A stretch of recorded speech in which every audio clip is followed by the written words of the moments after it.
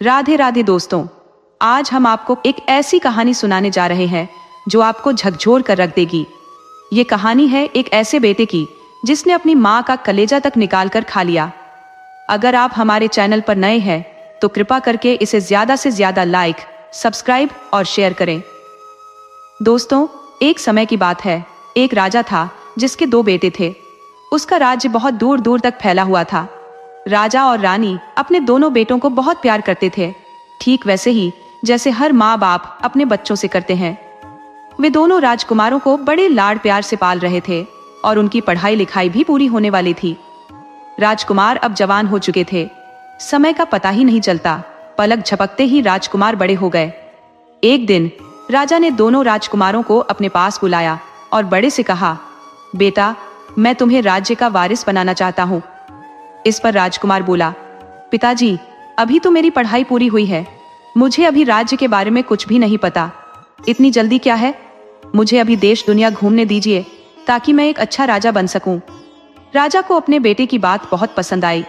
राजा ने कहा, ठीक है बेटा, जब तुम कहोगे तब हम तुम्हें युवराज बना देंगे।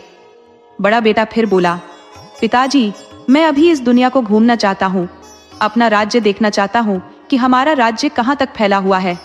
मुझे अपने राज्य के विस्तार की जानकारी होनी चाहिए।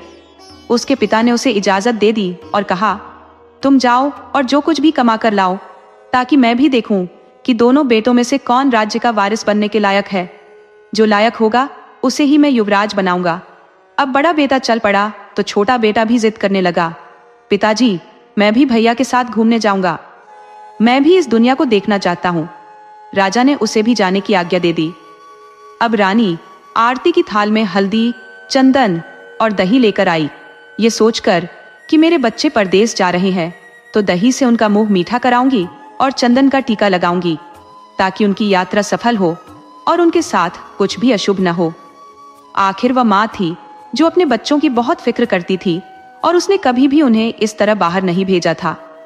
जब रानी थाल लेकर आई तो बड़ा बेटा तो निकल चुका था और छोटा बेटा निकलने वाला था।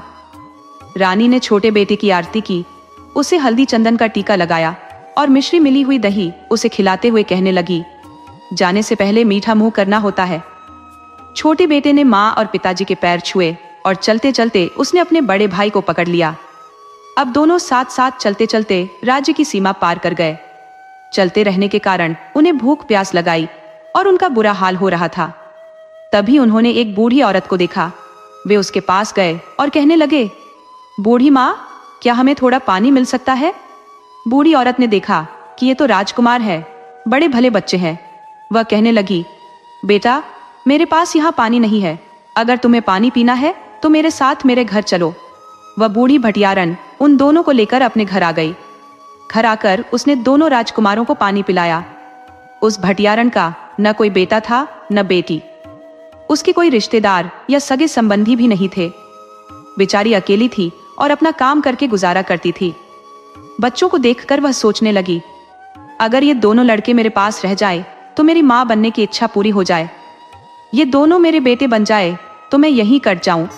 उसने उनके लिए खाना बनाकर उन्हें बड़े प्यार से खिलाया। ये प्रेम देखकर दोनों बच्चे कहने लगे, बूढ़ी माँ, हम आपके पास कुछ दिन रुकना चाहते हैं, इस नगर को घूमना और देखना चाहते हैं। ये सुनकर बुढ़िया बड़ी खुश हुई, कहने लगी, ठीक है बेटा, तुम जितने दिन चाहो मेरे पास रुक जाओ, अगर चाहो तो तुम मेरे बेटे बनकर जिंदगी भर भी रह सकते हो। इस पर दोनों लड़के बोले, बूढ़ी माँ, हम तो राजकुमार हैं और पड़ोसी राज्य के राजकुमार हैं, हम देश घूमने निकले हैं।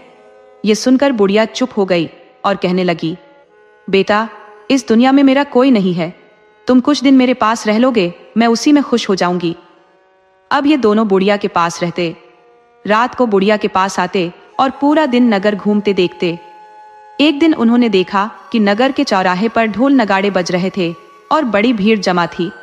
उन्होंने बुढ़िया से पूछा, बुढ़िया माई, ये किस चीज की आवाज आ रही है? तब बुढ़िया ने कहा, बेटा, इस नगर के राजा ने अपनी राजकुमारी के लिए स्वयंवर रखा है। स्वयंवर की शर्त यह है कि उसने हाथी को जयमाला दी है। हाथी जिस व्यक्ति के गले में जयमाला डालेगा उसके साथ राजकुमारी का विवाह हो जाएगा। ये सुनकर दोनों राजकुमार कहने लगे कि हम भी स्वयंवर में जाएंगे। बुढ़िया कहने लगी कि स्वयंवर तो कई दिनों से चल रहा है। हर रोज हाथी माला लेकर चौराहे पर आता है और खड़ा हो जाता है। देश प्रदेश से कितने राजकुमार आए हैं, लेकिन हाथी ने किसी को भी जयमाला नहीं पहनाई। तब वे कहने लगे, फिर तो हम जरूर स्वयंवर देखने जाएंगे। दोनों राजकुमार अगली सुबह उस चौराहे पर जाकर खड़े हो गए। जब ढोल नगाड़े बजे और हाथी आया तो उसने देखा कि दो राजकुमार खड़े हैं। उस हाथी ने छोटे राजकुमार के गले में जयमाला डाल दी। यह देखकर बड़ा राजकुमार बहुत दुखी हुआ। उसे यह बात कचोटने लगी कि हाथी ने छोटे राजकुमार के गले में माला डाली, मेरे में क्यों नहीं डाली? मैं तो उससे ज्यादा होशियार हूँ, उससे ज्यादा अक्लमंद और बुद्धिमान हूँ, लेकिन उसने छोटे के गले में माला डाल दी। अब वहां के राजा ने छोटे राजकुमार के साथ अपनी बेटी का विवाह कर दिया और उसे अपना आधा राजपाट भी दे दिया। अब बड़े राजकुमार से यह बात सहन नहीं हो रही थी। राजकुमारी बड़ी खूबसूरत थी, बिल्कुल स्वर्ग की अप्सरा जैसी। वह उससे विवाह करना चाहता था, लेकिन विवाह छोटे राजकुमार का हो गया।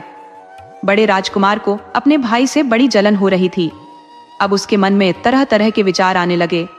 कहते हैं ना, जैसी सोच होती है दिमाग वैसे ही विचार पैदा करने लगता है। वह अपने भाई के बारे में बुरा सोचने लगा। उसे यह भी याद आया कि मेरी माँ ने चलते समय मेरे भाई को टीका किया, आरती की, लेकिन मेरा टीका और आरती नहीं किया। उसे लगा कि यह सब मेरी माँ का दोष है, उसी के कारण मेरी शादी नहीं हुई और मेरे भाई की शादी हो गई।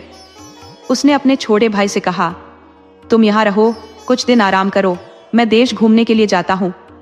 लेकिन उसने यह नहीं बताया कि वह वापस अपने राज्य जा रहा है। अब वह बड़ा राजकुमार वहां से चल पड़ा। उसके मन में बदला लेने की आग भड़क रही थी। वह अपने भाई और माँ से बदला लेना चाहता था, क्योंकि राजकुमारी का विवाह उसके साथ नहीं हुआ। वह राजकुमारी को देखते ही उस पर फिदा हो गया था। अब वह वहां से चला और अपने राज्य में आ गया। जब वह महल में पहुंचा तो राजा उस समय कहीं शिकार खेलने गए हुए थे। रानी घर पर अकेली थी। रानी ने अपने बड़े बेटे को देखकर उसे अपने गले से लगा लिया और कहने लगी, राजकुमार, तुम इतनी जल्दी कैसे लौट आए? तुम तो देश घूमने के लिए निकले थे। इस पर राजकुमार कहने लगा, माँ, छोटा है, उसकी नौकरी लग गई है। रानी ने पूछा, कहाँ है? तो वह कहने लगा, छोटे राजकुमार की नौकरी लग गई है और मुझे किसी ने कोई काम नहीं दिया, इसलिए मैं वापस आ गया। माँ, आज मेरा मन जंगल घूमने का कर रहा है, तुम मेरे साथ चलो। रानी कहने लगी, बेटा, तुम्हारे पिताजी शिकार पर गए हैं, उनके वापस आने पर मैं उनसे पूछ लेती हूँ। उनसे पूछने के बाद मैं तुम्हारे साथ जरूर आऊंगी। तो वह कहने लगा, नहीं माँ, मेरा छोटा भाई भी नहीं है, नहीं तो मैं उसे अपने साथ ले जाता। आज मेरा घूमने का बहुत मन है। अपने बेटे की ऐसी बात सुनकर माँ तुरंत उसके साथ चल दी। कहने लगी, ठीक है, मेरे बेटे का इतना मन कर रहा है तो चलो, मैं तुम्हारे साथ चलती हूँ। उस दिन वह अपने बड़े बेटे के साथ चल दी, यह सोचकर कि अपने बेटे के साथ जा रही है तो इसमें पूछने वाली क्या बात है। अब चलते चलते वे घने जंगल में चले गए। रानी को ज्यादा चलने की आदत नहीं थी तो वह बेचारी थक गई। उससे ज्यादा चला नहीं जा रहा था, लेकिन जो राजकुमार था वह तो एक चाल चल रहा था। उसके मन में तो साजिश चल रही थी। वह रानी को लेकर चलता रहा। जब रानी बिल्कुल थक कर चूर हो गई तो वह कहने लगा, माँ, तुमसे चला नहीं जा रहा है, अब आगे। रानी कहने लगी, हाँ बेटा, चलो किसी पेड़ के नीचे बैठकर थोड़ा आराम करते हैं, फिर आगे चलते हैं।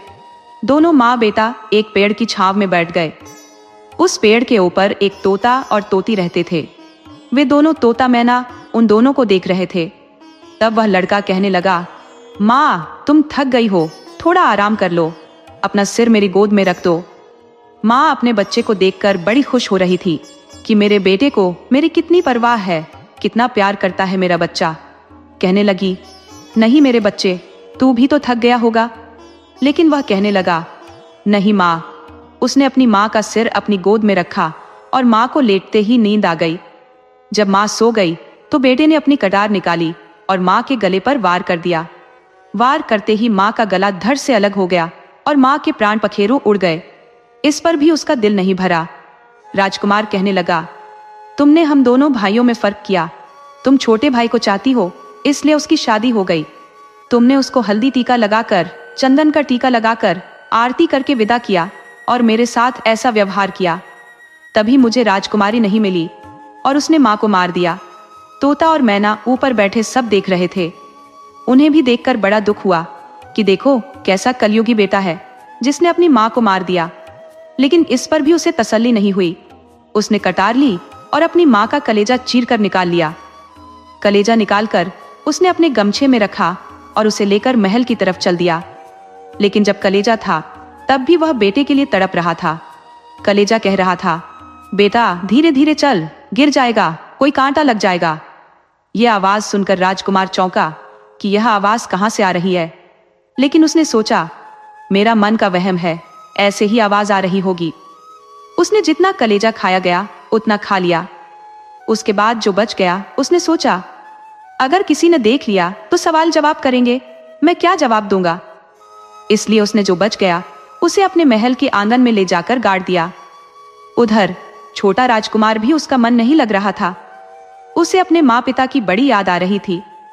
वह राजा से कहने लगा, राजा साहब, मैं काफी दिन रह लिया हूं, अब मुझे अपने राज्य जाना चाहिए। मुझे माता पिता से मिलना चाहिए, मुझे उनकी बड़ी याद आ रही है। वे भी मेरे लिए तड़प रहे होंगे क्योंकि मेरा भाई तो अभी राज्य में पहुंचा नहीं होगा और उन्हें इस खुशखबरी का भी नहीं पता चला होगा कि मेरी शादी हो गई है। मैं अपनी पत्नी को साथ लेकर अपने राज्य जाना चाहता हूँ। उसकी यह बात सुनकर राजा बड़ा खुश हुआ कि देखो राजकुमार को अपने माता पिता की कितनी चिंता है। कितने राजकुमार तो ऐसे होते हैं जो धन और राज्य के लालच में सब कुछ भूल जाते हैं, लेकिन आज भी उसकी लगन अपने माता पिता में लगी हुई है। तो वह अपनी बेटी और अपने दामाद को बहुत सारा धन, हाथी घोड़े और दासियां देकर विदा कर देते हैं। कुछ दिन बाद राजकुमार जब विदा होकर हाथी घोड़ों के साथ अपने राज्य में आता है तो राजा जब शिकार से आया तो राजा ने पूछा कि रानी कहाँ गई है। सब कहने लगे कि हमने रानी को नहीं देखा। राजा कहने लगा कि रानी तो मेरे बिना कहीं नहीं जाती। तब उसने अपने बड़े बेटे को बुलाया और पूछा कि तुम्हारी माँ कहाँ गई है। तब बड़ा बेटा कहने लगा, पिताजी, मेरी माँ अपने मायके गई है, मैं उनको छोड़कर आया हूँ। तब राजा को तसल्ली हो गई कि बेटा छोड़कर आया है तो अपने मायके चली गई होगी। मैं शिकार पर था, उसका मन नहीं लगा होगा, कोई नहीं, कुछ दिन बाद लौट आएगी। उधर छोटा बेटा अपनी पत्नी को लेकर जब राजमहल पहुंचा तो राजमहल में खुशियां छा गई।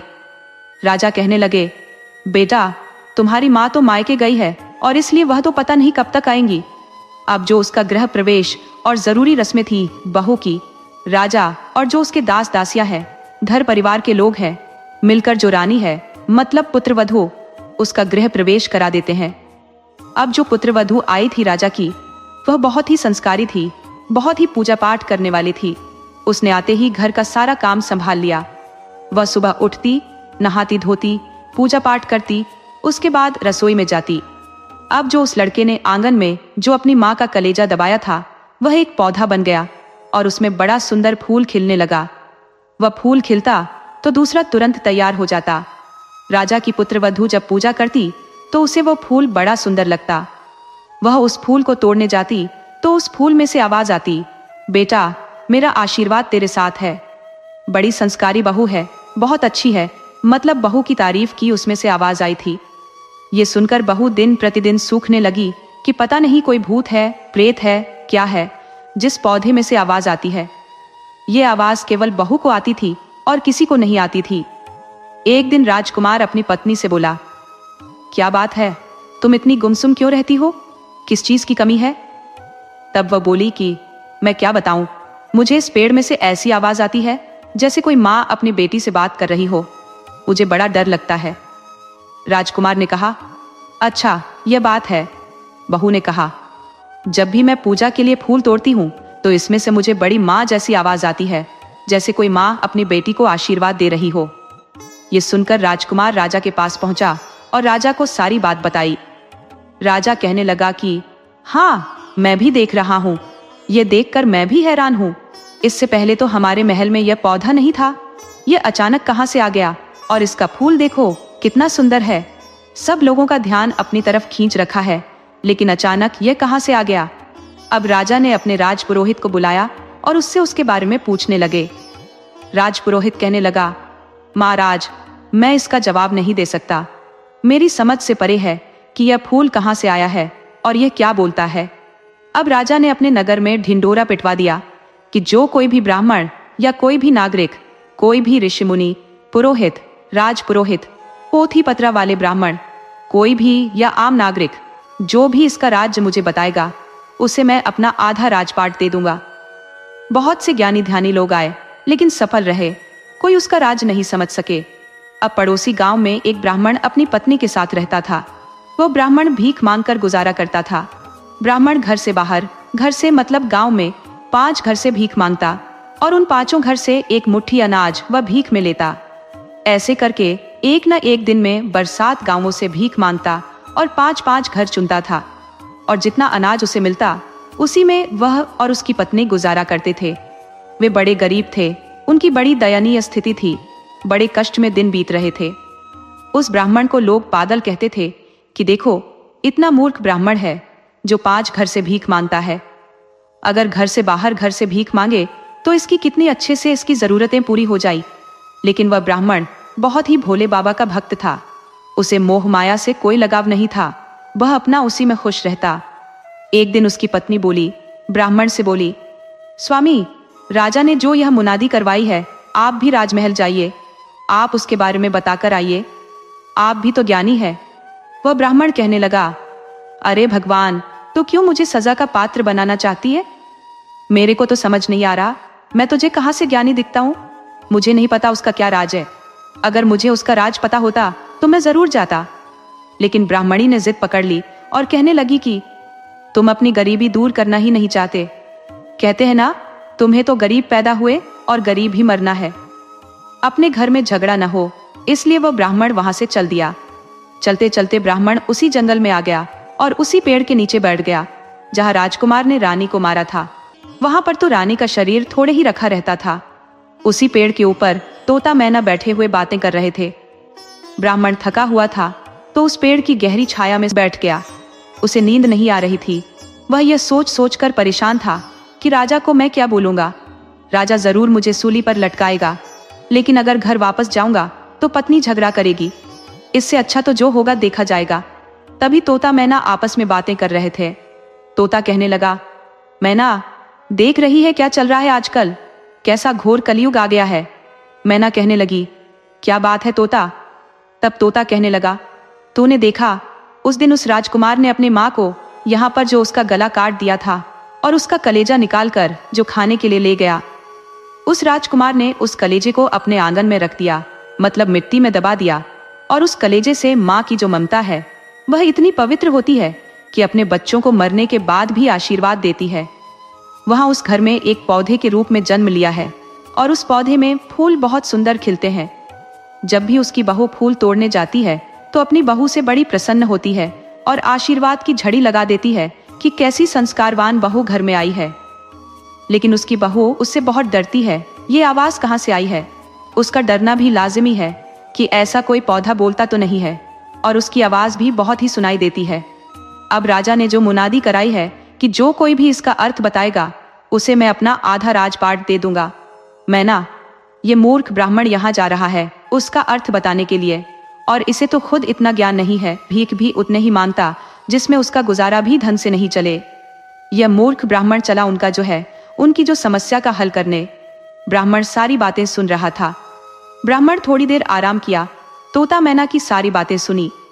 जब मैना कह रही है, हाँ, कैसे भूल सकती हूं मैं वह दिन, तोता, जिस दिन उस निर्दयी बेटे ने अपनी माँ को यहाँ हमारे सामने, हमारी आंखों के आगे कटार से उसका गला काट दिया, जिसका धड़ और सिर अलग पड़ा हुआ था। उसे तब भी चैन नहीं मिला तो उसने कटार से कैसे अपनी माँ का दिल निकाल लिया था, और उसके शरीर को तो जंगली जानवर खा गए। लेकिन उस दिन से मैं चैन से नहीं सो पाई कि क्या एक बेटा इतना कपूत हो जाता है जो अपनी माँ का कलेजा निकाल कर खा जाता है। तोता मैना आपस में बातें कर रहे थे और ब्राह्मण उसकी सारी बातें सुन रहा था। आराम करने के बाद उधर तोता मैना भी अपनी बातें पूरी करके उड़ गए और ब्राह्मण वहां से चल दिया। ब्राह्मण समझ गया ये तो राजा के घर की सारी बातें हैं। उसे उसकी सारी बातों का अर्थ मिल गया, क्योंकि मैना ये कह रही थी कि अब इस ब्राह्मण का भाग्य जागने वाला है, अब इसकी गरीबी दूर होने वाली है। अब वह समझ गया कि राजा की ही बातें हैं, क्योंकि उसने तोता मैना की सारी बातें सुन ली थी। जब ब्राह्मण राजा के महल में गया तो उसने द्वारपाल से कहा कि राजा को बताओ, कोई ब्राह्मण आया है और वह तुम्हारी समस्या का हल बताएगा। द्वारपाल महल में गया और उसने राजा को ब्राह्मण के आने की बात बताई। राजा ने राजमहल में ब्राह्मण का बड़ा सत्कार किया, प्रेम से उसे बिठाया और अगले दिन जब दरबार सजा तो ब्राह्मण को दरबार में बुलाया गया। कुछ ब्राह्मण और भी थे जो ब्राह्मण को जानते थे। सब लोग उसका मजाक उड़ाने लगे। अरे, यह तो वो ब्राह्मण है, ये भला क्या बताएगा, ये तो मूर्खता के लिए प्रसिद्ध है। लेकिन वह बिल्कुल भी विचलित नहीं हुआ। वह सबके ताने सुन रहा था, सबके व्यंग्य सुन रहा था। तब वह राजा से कहने लगा, राजा साहब, छोटी मुंह बड़ी बात, अपने बड़े राजकुमार को मेरे पास बुलाइए। राजा कहने लगे, साफ साफ बोलो ब्राह्मण, आप कहना क्या चाहते हो। राजा कहने लगे, महाराज, मैं आपको साक्षात प्रमाण दूंगा और आप जो भी फैसला लेंगे, अगर मेरी गलती हो तो आप मुझे सूली पर भी चढ़ा देना, क्योंकि जो रानी है वह कोई मायके नहीं गई है, कोई अपने पीहर में नहीं है, उसको तो तुम्हारे बेटे ने कत्ल कर दिया है।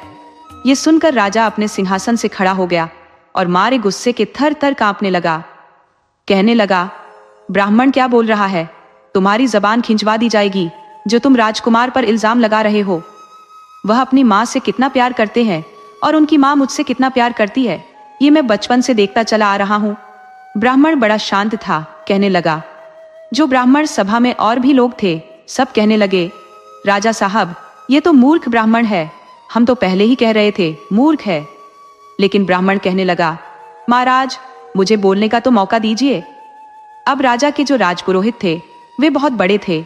उन्होंने राजा को सलाह दी, राजा साहब, जो सजा देनी है वह तो बाद में तय होगी, पहले उसे अपनी पूरी बात तो करने दीजिए। राजा ने ब्राह्मण से कहा कि ठीक है। बड़े राजकुमार को महल में बुलवाया गया। बड़ा राजकुमार महल में आया तो ब्राह्मण कहने लगा, राजकुमार, तुम अपनी माँ को लेकर जंगल में गए थे। राजकुमार कहने लगा, आप क्या कह रहे हो ब्राह्मण देवता, आप झूठ बोल रहे हो। मैं तो, मेरी माँ तो मायके में रही है, मैं उसे मायके छोड़कर आया था, मैं खुद उसे लेकर गया था मायके। तब वह कहने लगा, नहीं राजकुमार, झूठ बोल रहा है। राजकुमार अपनी माँ को लेकर जंगल में गया और वहां इसने कटार से अपनी माँ का सिर धड़ से अलग कर दिया। ब्राह्मण का इतना कहना था कि सब लोग अपने सिंहासन से खड़े हो गए और हाय हाय करने लगे कि क्या रानी अब जीवित नहीं है।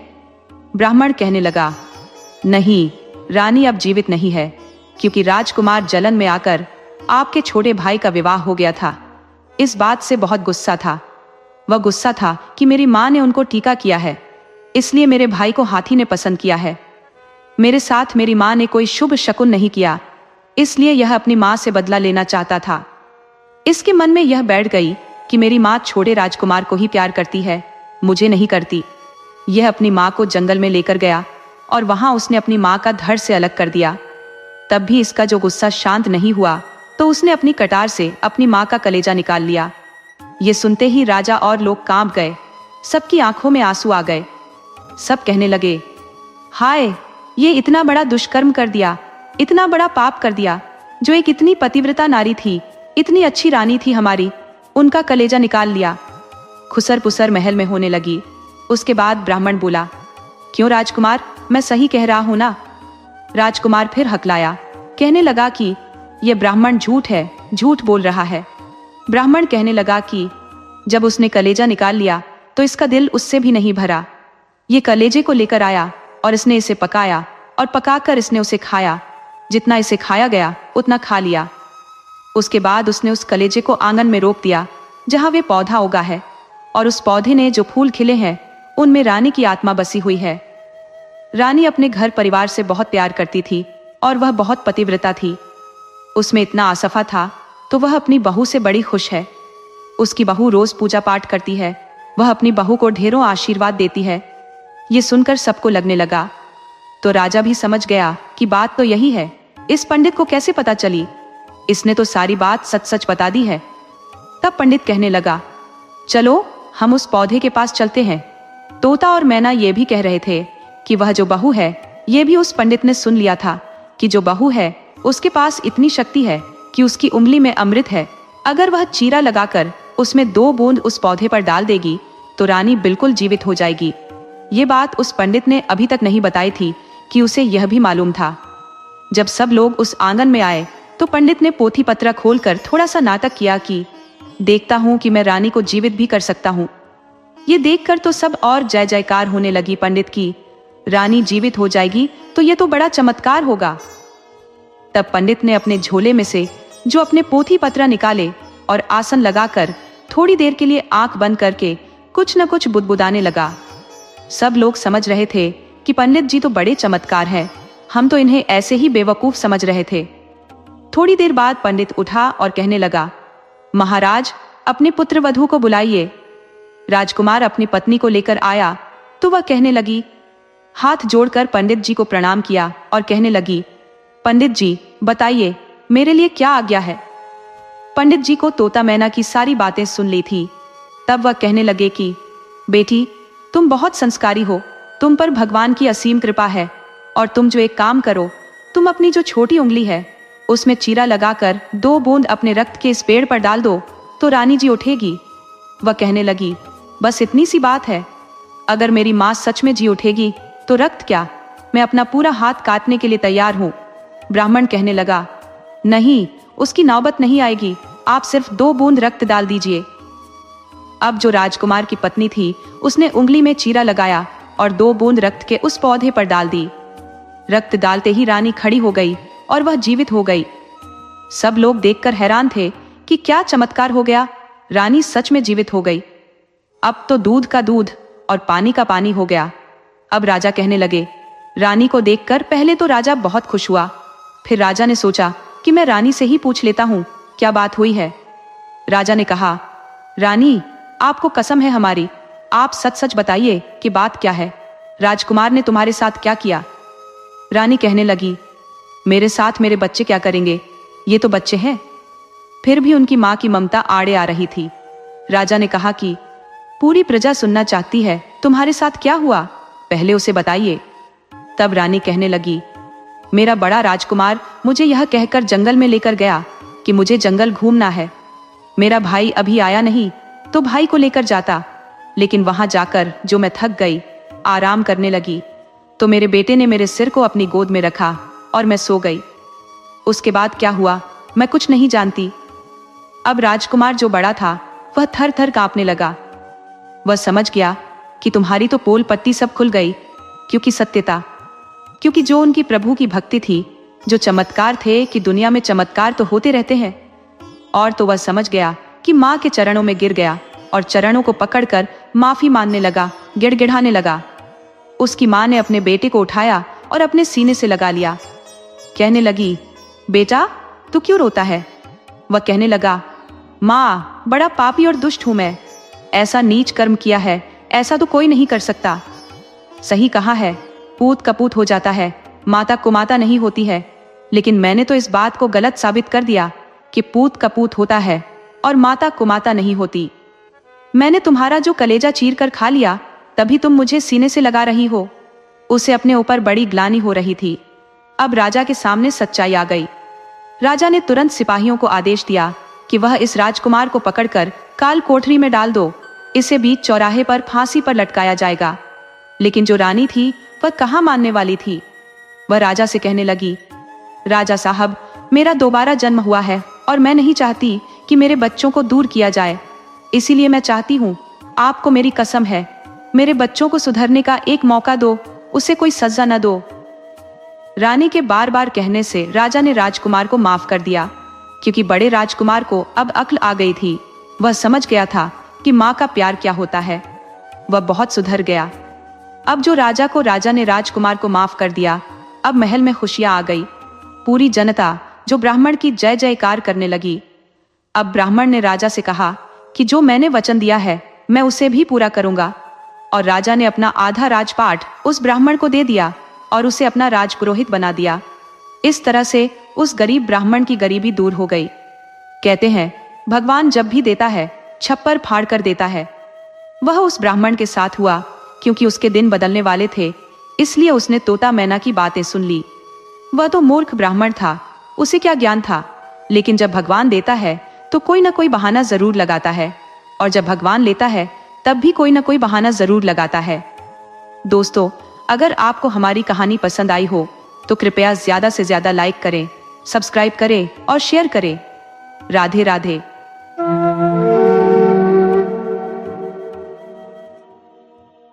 एक छोटे से गांव में एक बुजुर्ग महिला रहती थी, जिसके 2 बच्चे थे, एक बेटी और एक बेटा। बेटी बड़ी थी और उसका विवाह हो चुका था। वह अपने ससुराल में रहती थी। एक दिन बेटे को अपने घर भाई दूज का त्योहार मनाने का विचार आया। उसने माँ से पूछा, माँ, सबकी बहनें अपने भाइयों को तिलक करने के लिए आई है, मेरी बहन क्यों नहीं आई? बुढ़िया माँ ने समझाया, बेटा, तेरी बहन दूर रहती है, सफर लंबा है और उसके छोटे छोटे बच्चे भी हैं, इसलिए शायद नहीं आ पाई होगी। ये सुनकर बेटा उदास हो गया और बोला, अगर मेरी बहन नहीं आ पाई तो क्या मैं भी उसके घर नहीं जा सकता? माँ, मेरी बहन के लिए मीठे लड्डू बना दो, ताकि जब मैं वहां जाऊं तो उसके लिए कुछ ले जा सकूं। माँ ने बेटे की जिद को देखते हुए कहा, ठीक है बेटा, मैं तेरे लिए लड्डू बना देती हूँ। जैसे तैसे बुढ़िया माँ ने लड्डू बनाए और बेटे को दे दिए। बेटा बड़ी खुशी के साथ अपनी बहन के घर की ओर चल पड़ा। उसका रास्ता घने जंगल से होकर गुजरता था। रास्ते में चलते चलते उसकी नजर एक विशालकाय शेर पर पड़ी। शेर ने जब उस पर झपट्टा मारने की तैयारी की तो लड़के ने कहा, भैया, अभी मुझे मत खाओ, मैं अपनी बहन से भैया दूज का तिलक कराने जा रहा हूँ, वापस लौटते वक्त तुम मुझे खा लेना। शेर ने चेतावनी दी, मुझे धोखा मत देना, मैं यहीं तुम्हारा इंतजार करूंगा। लड़के ने हामी भरी और आगे बढ़ा। थोड़ी दूर चलने पर उसे एक नाक मिला। नाक ने फूंफकारते हुए कहा, मैं तुझे अभी रसूंगा। लड़के ने कहा, भाई, मुझे अभी मत दस, मैं अपनी बहन से दूज का तिलक कराने जा रहा हूँ, लौट कर आऊंगा तो तुम मुझे दस लेना। नाग ने भी कहा, ठीक है, मगर मुझे धोखा मत देना, मैं यहीं प्रतीक्षा करूंगा। इसके बाद लड़का आगे बढ़ा और रास्ते में एक चौड़ी नदी मिली। जैसे ही उसने नदी पार करने की कोशिश की, उसका संतुलन बिगड़ गया और वह डूबने लगा। उसने हाथ जोड़कर नदी से प्रार्थना की, हे यमुना मैया, मुझे जाने दो ताकि मैं अपनी बहन से तिलक करवा सकूं। लौटते समय तुम मुझे डुबो देना। यमुना ने संदेह के साथ पूछा, तू झूठ तो नहीं बोल रहा? लड़के ने वचन दिया कि वह सच कह रहा है। यमुना ने उसे रास्ता दे दिया। आखिरकार खुशी से भरा हुआ वह अपनी बहन के ससुराल पहुंचा। दरवाजे पर उसने देखा कि उसकी बहन चरखा काट रही थी। जैसे ही भाई ने घर के अंदर कदम रखा, चरखे की डोरी टूट गई। भाई ने पुकारा, बहन, बहन।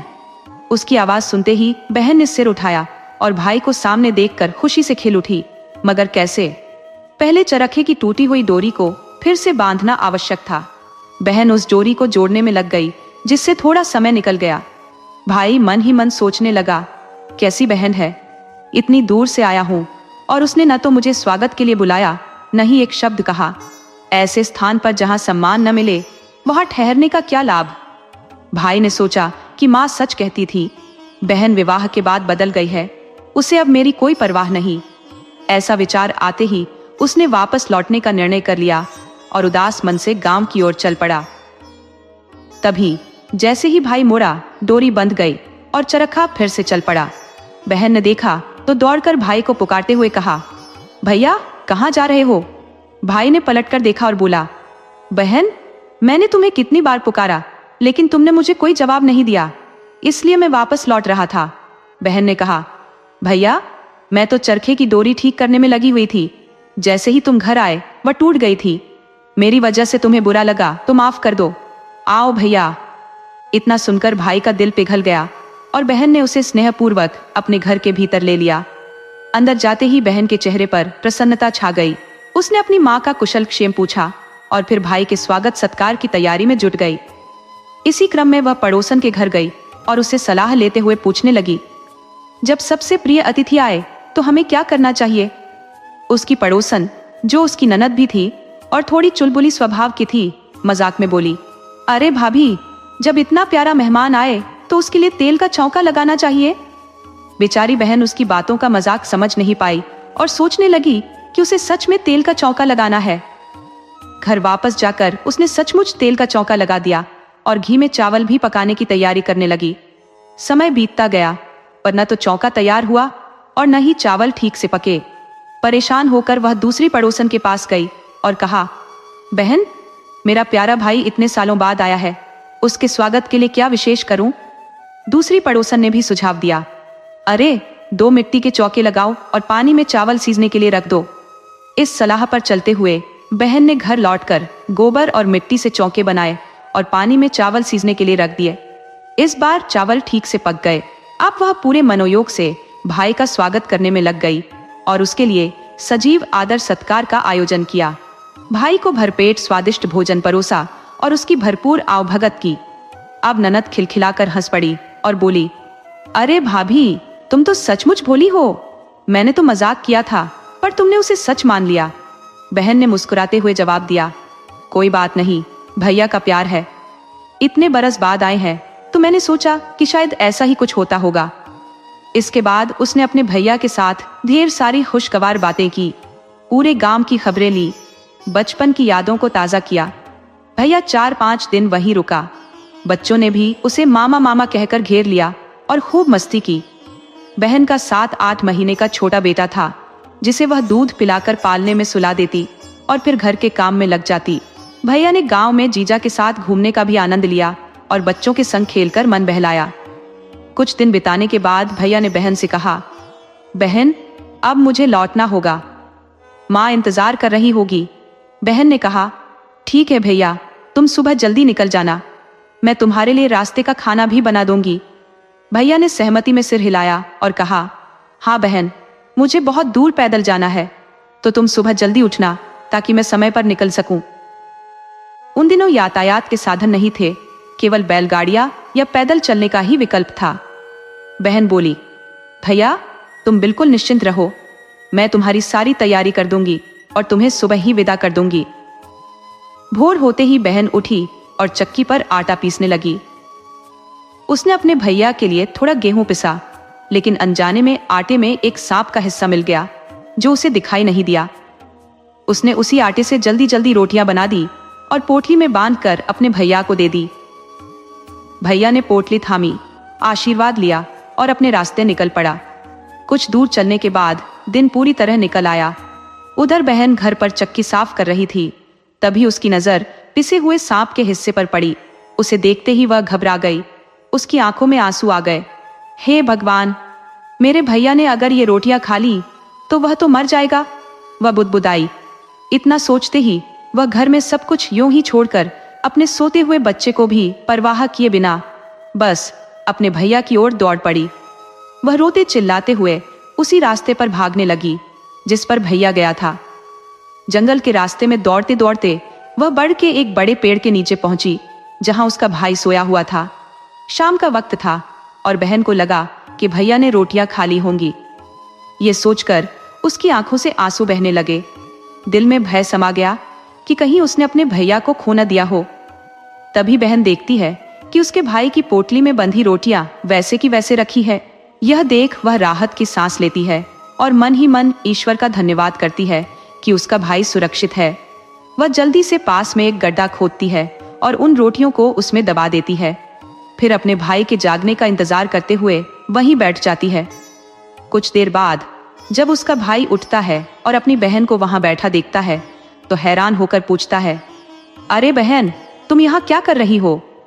तब बहन जवाब देती है, भैया, जब मैं तुम्हारे सफर के लिए सुबह आटा पीस रही थी तो उस आटे में गलती से एक सांप भी पिस गया। मुझे डर हुआ कि अगर तुमने वो रोटियां खा ली तो तुम्हें कुछ हो सकता है, इसलिए भैया मैं बेचैन होकर तुम्हारे पीछे दौड़ी चली आई। शुक्र है कि तुमने रोटियां नहीं खाई और मैंने उन्हें एक गड्ढा खोद कर दबा दिया। दोनों भाई बहन वहीं बैठकर आपस में बातें करने लगे।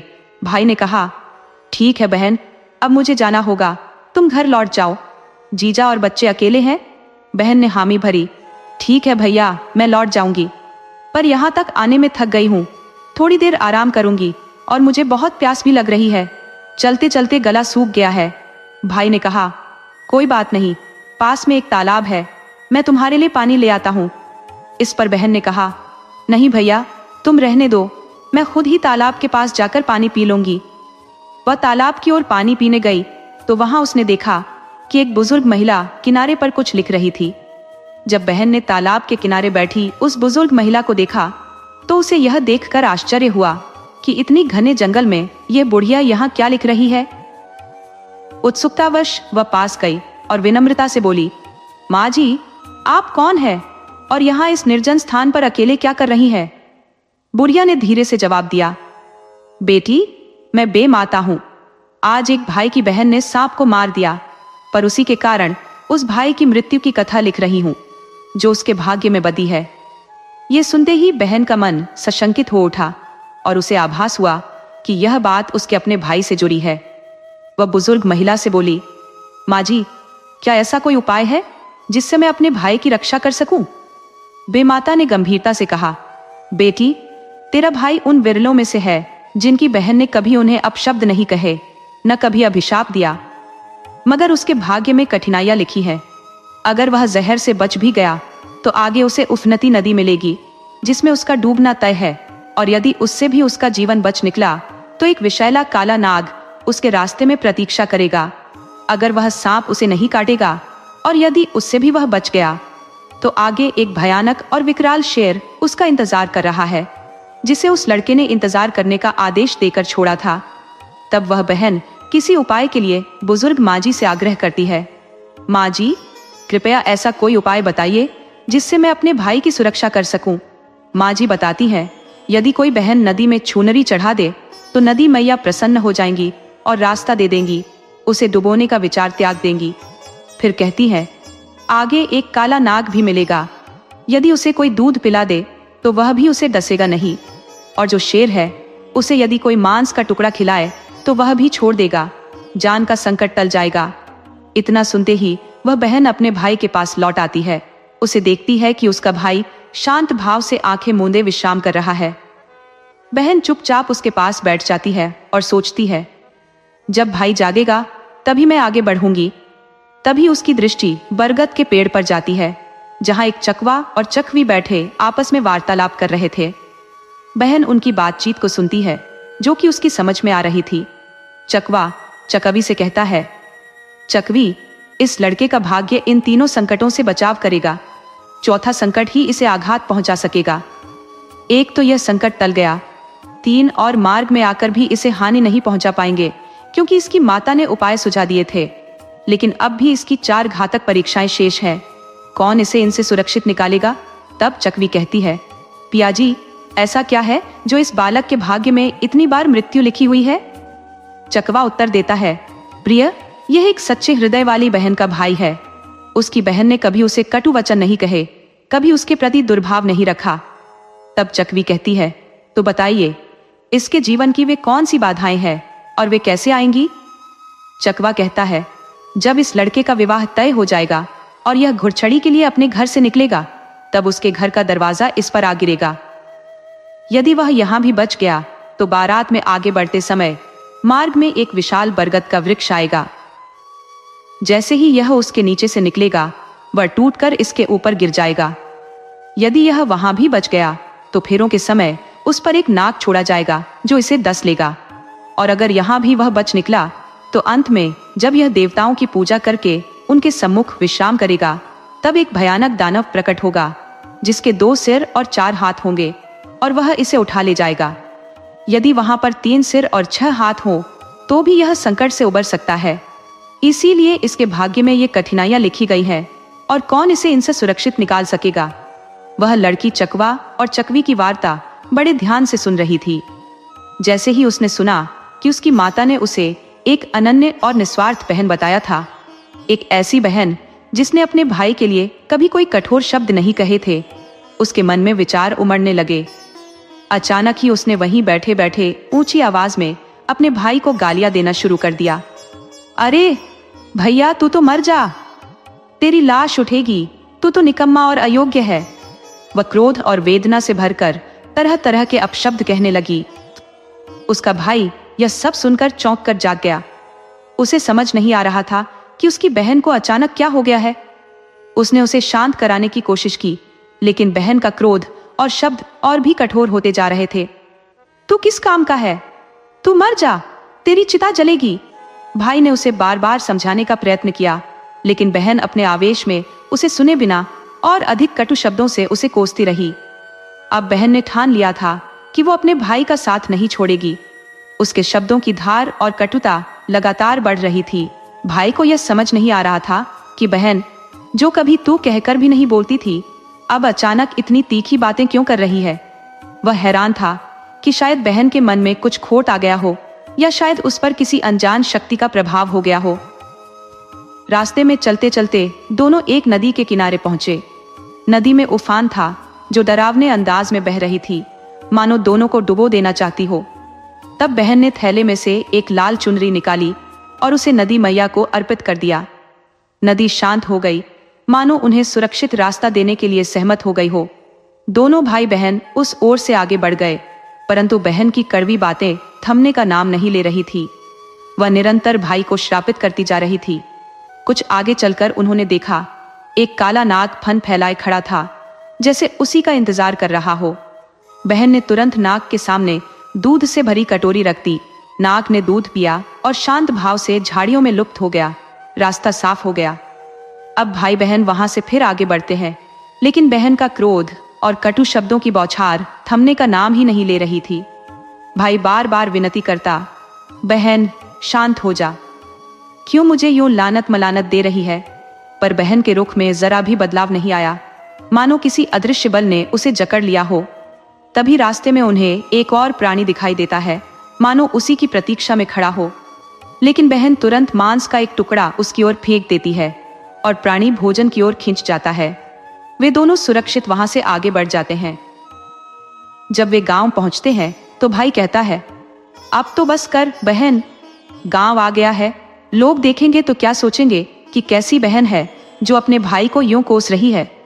परंतु भाई की बातों का बहन पर कोई असर नहीं पड़ा और उसकी कटुता वैसी की वैसी बनी रही। अंततः वे दोनों एक बुजुर्ग महिला के घर पहुंचते हैं।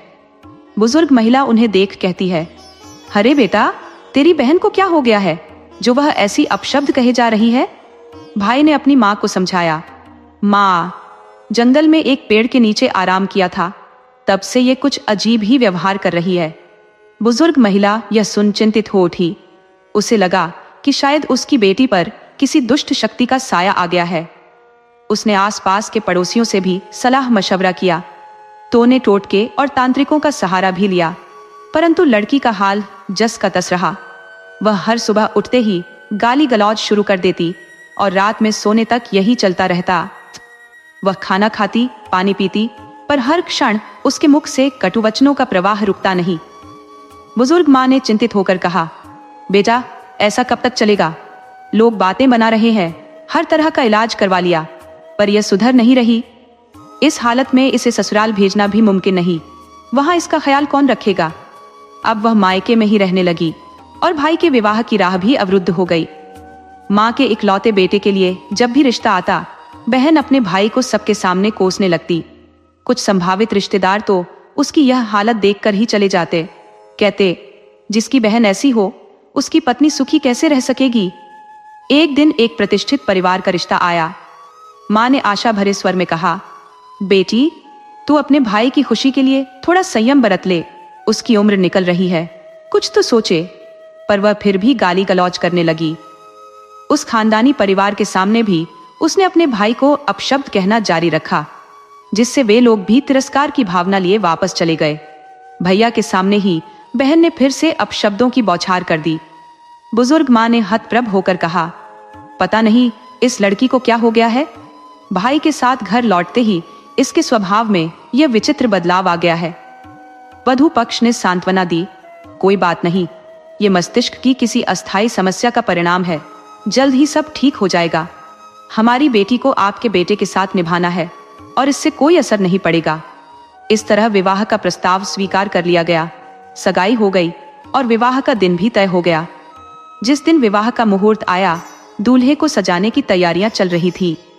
जैसे ही दूल्हा बनकर वह घोड़ी पर चढ़ने को हुआ, बहन अचानक आंगन के दरवाजे पर खड़ी हो गई और बोली, मैं अपने भाई को इस दरवाजे से बाहर नहीं जाने दूंगी। लोगों ने समझाने की कोशिश की, अरे तेरा क्या हो गया है, अगर उसे दरवाजे से निकलने नहीं दोगी तो बारात कैसे जाएगी। मगर वह अपनी जिद पर अड़ी रही। गांव के कुछ बुजुर्गों ने कहा, छोड़ो, यह तो मानसिक विकार से पीड़ित है, इस पर ध्यान न दो, चलो दीवार में एक और दरवाजा बना देते हैं। फिर उन्होंने दीवार में एक दूसरा दरवाजा तोड़ दिया। जैसे ही वह दूसरा दरवाजा बना, दूल्हा उसी से बाहर निकल गया और बारात ने अपनी यात्रा शुरू की और पहला किवाड़ धड़ाम से जमीन पर आ गिरा। अब लोग बोले, अरे ये तो कोई बड़ी अनहोनी का संकेत लग रहा था जिससे हम बचे हैं। लड़की थोड़ी विचित्र तो है और समझदार है। अब जब घुड़छड़ी की रौनक पूरे गांव के चारों ओर फैल चुकी थी तो रास्ते में एक विशाल बरगद का पेड़ पड़ता था। लड़की वहां आ गई और बोली, मेरे भाई को इस पेड़ के नीचे से नहीं जाना चाहिए। लोगों ने कहा, अरे लाली, ये क्या कह रही हो, पागल हो गई हो क्या? सबकी घुड़छड़ी इसी रास्ते से होती है, सब इसी मार्ग से गुजरते हैं। पर लड़की की जिद को देखकर लोगों ने सोचा, चलो इसे संतुष्ट कर देते हैं। जब बुजुर्गों ने इसकी बात मान ली है तो हम क्यों इसे नजरअंदाज करें। और आखिरकार उसे एक दूसरे मार्ग से निकाला गया। जैसे ही उसने वह रास्ता पार किया, पेड़ अचानक ही चरमराया और नीचे आ गिरा। अब लोग कहने लगे, लड़की कुछ तो जानती है, शायद उसकी बात में कोई गूढ़ अर्थ छिपा है। बारात को जल्दी से रवाना करने की तैयारियां होने लगी।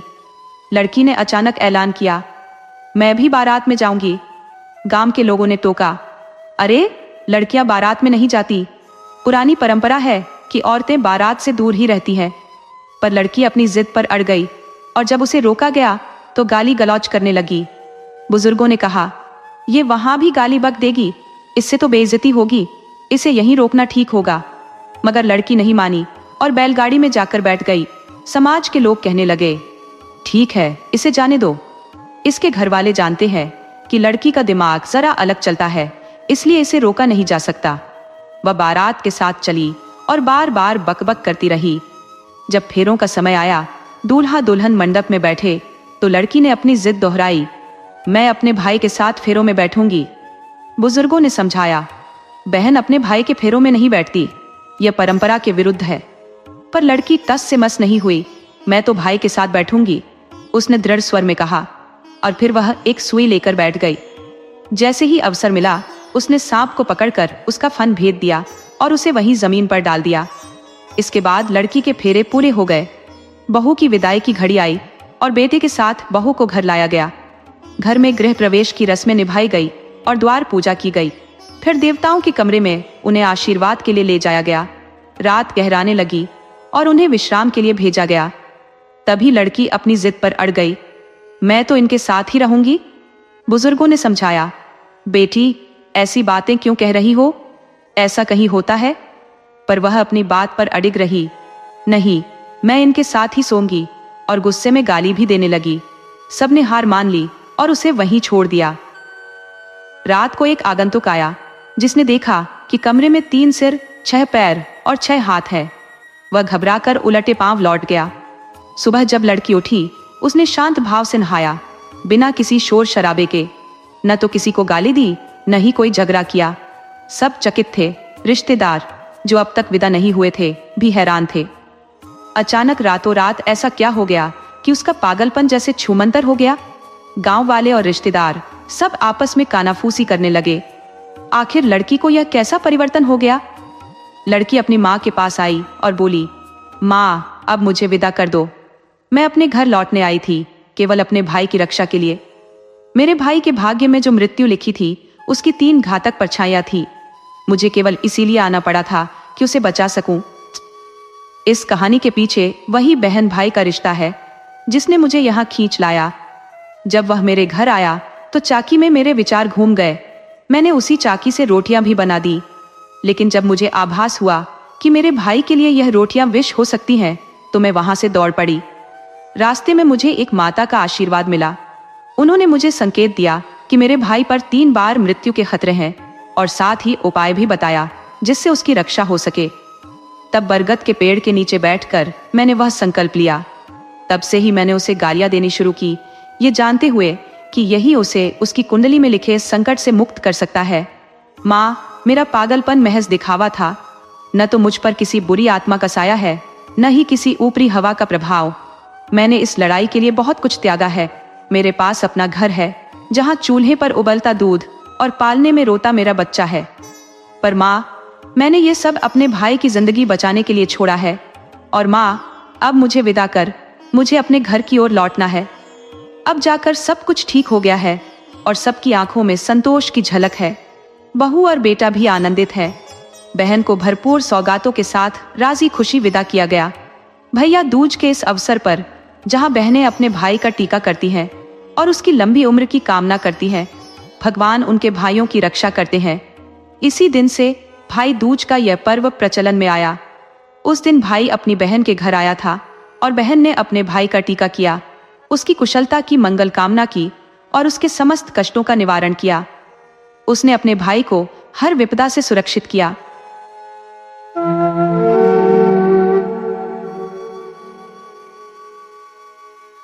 एक जमाने की बात है, एक शहर में एक परिवार रहता था जिसमें एक पति पत्नी और उनके 4 बच्चे थे। सबसे बड़ी बेटी थी प्रिया, जिसका रंग सांवला था, थोड़ा कालापन लिए हुए। उससे छोटे तीनों भाई बहन गोरे चिट्टे और सुंदर थे। वक्त अपनी चाल चलता रहा और प्रिया सहित सभी बच्चे बड़े हो गए। उनकी पढ़ाई लिखाई भी पूरी हो गई थी, लेकिन प्रिया के लिए जो भी रिश्ता आता उसके सांवले रंग के कारण सब उसे ठुकरा देते। उसका कहीं भी रिश्ता पक्का नहीं हो पा रहा था। पर प्रिया बहुत ही नेक दिल इंसान थी। लोग उसके रंग के आगे उसके गुणों को नहीं देखते थे। धीरे धीरे उसकी दोनों छोटी बहनों की शादी हो गई और भाई की भी शादी हो गई। घर में भाभी भी आ गई, लेकिन प्रिया की सगाई नहीं हो पा रही थी। उसका कोई भी रिश्ता कामयाब नहीं हो रहा था। उसकी उम्र भी निकली जा रही थी। माता पिता इसी सोच में डूबे रहते थे कि कैसे हमारी बेटी की शादी हो जाए, यह भी अपना घर बसा ले। दिन ब दिन भाभी भी रोज नए नए ताने देती, जिससे वह बेचारी बहुत दुखी रहती। उसका काला रंग उसके लिए मानो एक शाप बन गया था। आज फिर उसे लड़के वाले देखने के लिए आ रहे थे। तब प्रिया की माँ कहने लगी, बेटी ये नए कपड़े ले, थोड़ा सज संवर ले, तुझे लड़के वाले देखने आ रहे हैं, क्या पता आज तेरा रिश्ता पक्का हो जाए। वह कहने लगी, माँ तुम बार बार मेरी बेइज्जती करवाती हो, सारे रिश्ते वाले मेरे मुंह पर ही ठुकरा कर चले जाते हैं, तुम क्यों मेरी शादी के पीछे पड़ी हो। तब उसकी माँ कहने लगी, बेटी हम चाहते हैं कि तेरा घर बस जाए और हमारी जिम्मेदारी पूरी हो जाए। तेरे सब भाई बहन जिंदगी में आगे बढ़ गए हैं, हमारे बाद तेरा क्या होगा। हमारे सामने तेरी भाभी तुझे इतना भला बुरा कहती है, लेकिन हम चुप रहते हैं, हम कुछ नहीं कह सकते क्योंकि हम मजबूर हैं। अब प्रिया बेमन से तैयार हो गई और चाय की थाली जिसमें नाश्ता वगैरह था लेकर मेहमानों के कमरे में गई। वहां लड़का लड़के के माता पिता बैठे थे। जब उन्होंने प्रिया को देखा तो एकदम से खड़े हो गए और लड़के की माँ कहने लगी, कैसी काली कलूटी लड़की है, मेरा लड़का तो लाखों में एक है, मैं ऐसी किस्मत कैसे करूंगी। तब दोनों पति पत्नी उठने लगे। तब प्रिया का पिता हाथ जोड़कर कहने लगा, ऐसा मत कीजिए, मेरी लड़की बड़ी गुणवान है, उसके गुणों की कद्र कीजिए, रंग से घर नहीं बसता।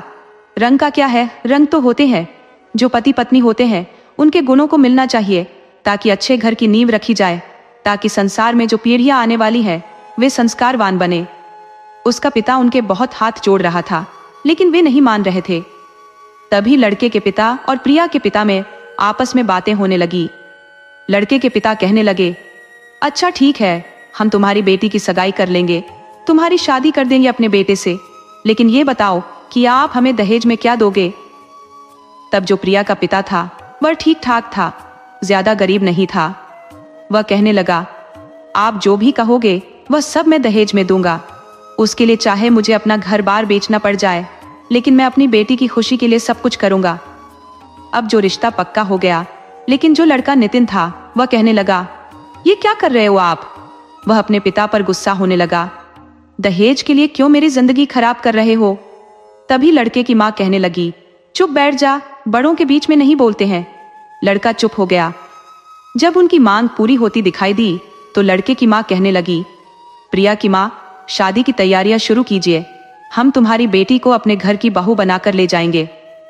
अब तय समय पर शादी हो गई। प्रिया बहू बनकर अपने घर विदा हो गई और उधर जो आस पड़ोस की औरतें थीं, प्रिया को देखने के लिए जब प्रिया की मुंह दिखाई होने लगी तो सब प्रिया की सास से कहने लगी, अरे कहाँ तो तेरा बेटा नितिन है जो लाखों में एक है, और कहाँ तूने कैसी काली कलूटी बहू को देख लिया है। अरे यह तो उसके पैरों की धूल भी नहीं है, तो क्या देखकर अपने बेटे की शादी करके लाई है। यह देखकर प्रिया बहुत रोने लगी। वह सोचने लगी कि मेरा काला रंग मुझे कितना बेइज्जत करवाता है, लेकिन जो नितिन था वह प्रिया को बिल्कुल पसंद नहीं करता था, और उन औरतों की बात सुनकर तो वह और भी जल भुन गया। अब क्या करता। उसके गले जो बंध गई थी उसे प्रिया बिल्कुल पसंद नहीं थी, उसकी माँ को भी बिल्कुल पसंद नहीं थी। वह अभी उसको घूर घूर कर देख रही थी। कैसी काली कलूटी मेरे घर में आ गई है। तभी माँ ने अपने बेटे को समझाया कि बेटा, कोई बात नहीं, तुम ज्यादा परेशान मत हो। इसका क्या है, इसके घर से हमें जो दान दहेज मिला था वह मिल गया। इसे घर की नौकरानी बनाकर रखेंगे और तुम अपनी पसंद से शादी कर लेना। अब जो लड़का नितिन था वह रात को जब सोया हुआ था तो प्रिया उसके पास गई। उसने प्रिया को धक्का मारा। प्रिया बेचारी रोते रोते उसकी सारी रात रोने में निकल गई। वह रो रही थी। नितिन उसे सुना रहा था कि ऐसी काली कलूटी लड़की मेरी जिंदगी में आ गई है, मेरी जिंदगी बर्बाद कर दी है। मुझसे कभी पति के रिश्ते की उम्मीद मत करना। वह तरह तरह के ताने उसको दे रहा था। बेचारी प्रिया चुपचाप सुन रही थी और उसने सारी रात रोते रोते गुजारी। अगली सुबह उसकी माँ ने फोन किया कि बेटी प्रिया कैसी है। उसने रोते हुए अपनी माँ को बताया कि नितिन तो मुझे बिल्कुल पसंद नहीं करता है, मुझे घर से निकलने तक को बोल रहा है। तब उसकी माँ कहने लगी, बेटी तुझे घर संभालना है, तू नई नई है, अभी तो एक ही दिन तो शादी को हुआ है। अपने व्यवहार से सबका मन जीत, थोड़े उतार चढ़ाव तो जिंदगी में आते रहते हैं। माँ ने समझाया तो उसने अपना फोन रख दिया। अब वह चाय बनाकर अपने पति के लिए लेकर गई और उसे उठाने लगी। तो यह देखते हुए कि वह उसे चाय के लिए उठाया तो वह उस पर गर्म हो गया, उस पर गुस्सा करने लगा। प्रिया कहने लगी, नितिन जी, मैं तो आपके लिए चाय लेकर आई थी। लेकिन नितिन ने चाय उसके हाथ से ली और गर्मा गर्म चाय प्रिया के हाथ पर डाल दी, जिससे उसका हाथ जल गया। प्रिया रोने चीखने लगी क्योंकि जलन बहुत तेज हो रही थी। तब उसकी सास आई और उसने प्रिया में 2 थप्पड़ जमाते हुए कहा, तुझे क्या जरूरत पड़ी थी सुबह सुबह मेरे बेटे के सामने आने की। एक तो काली कलूटी, ऊपर से मेरे बेटे का पूरा दिन खराब कर दिया। अब बेचारी क्या करती, रोती सुबकती रही। अब ऐसे ही 3-4 दिन बीत गए। अब जो नितिन के दोस्त थे वे लोग नितिन से मिलने के लिए आए। नितिन से कहने लगे, यार तूने शादी भी कर ली और हम लोगों को बताया भी नहीं, हमें भाभी जी से कम मिलवा तो दीजिए। अब प्रिया ने सोचा कि वे उससे मिलने के लिए आए हैं, इसलिए वह अच्छे से तैयार होने लगी, क्योंकि उनसे मिलना था, नितिन के दोस्त है।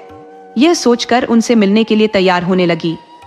उधर नेठीन कहने लगा कि मेरी बीवी अपने मायके गई हुई है, वह घर पर नहीं है। तभी प्रिया बाहर निकल आई और कहने लगी कि ये भाई साहब, मैं ही नितिन जी की धर्मपत्नी हूँ। ये देखकर सारे के सारे दोस्त उसे देखकर आश्चर्यचकित होकर बोले, अरे नितिन, ये क्या कर लिया तूने, हमें इतनी शादी में क्यों नहीं बुलाया। तुझे क्या पूरे संसार में लड़कियों की कमी पड़ गई थी जो ये काली कलूटी तुझे शादी के लिए मिली है। ये देखकर नितिन को बहुत गुस्सा आया, क्योंकि दोस्तों के आगे उसकी बहुत बेइज्जती हो गई थी। दोस्त चले गए, लेकिन उसने प्रिया की अच्छे से पिटाई कर दी कि जब मैं अपने दोस्तों से कह रहा था कि मेरी पत्नी मायके गई है तो मुझे बाहर निकलकर आने की क्या जरूरत थी। वो बेचारी रोती सुबकती रही। उसकी माँ का फोन आया कि बेटी ठीक है। बेटी ने अपना दुख नहीं बताया। उसके पिताजी आए। पिताजी बेटी की हालत देखकर कहने लगे, बेटी क्या बात है, तो खुश दिखाई नहीं दे रही। तब वह कहने लगी, पिताजी आपने ही तो समझाया है कि बेटी विदा होकर जब पिता के घर से ससुराल आती है तो वह ऐसे बेटी की अर्थी उठती है। मैं यहाँ से कहीं नहीं जाऊंगी, यहाँ इस घर से केवल मेरी अर्थी उठेगी। पिताजी आप घर चले जाइए। पिता उसका घर आ गया। अब जो प्रिया थी वह बेचारी घर के सारे काम करती और सास और अपने पति की मार खाती। एक दिन उसका पति शराब पीकर आया और शराब के नशे में वह दोनों पति पत्नी की तरह रहे, जिससे कि जो प्रिया थी वह गर्भवती हो गई। जब यह बात उसकी सास को पता चली तो वह अपनी बहू को कलंकित करने लगी।